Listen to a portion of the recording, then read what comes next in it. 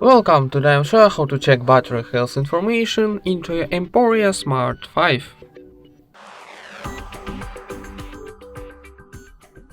First of all, open your Play Store and in search find Ampere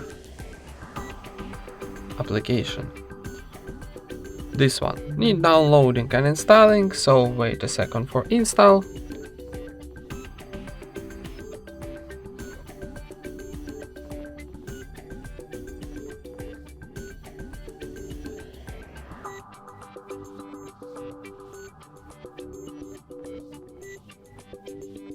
And now tap open.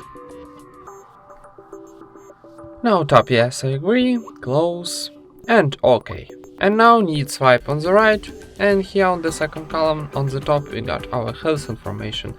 Our health battery is good. And that's it. Thank you for watching, leave thumbs up and subscribe to our channel.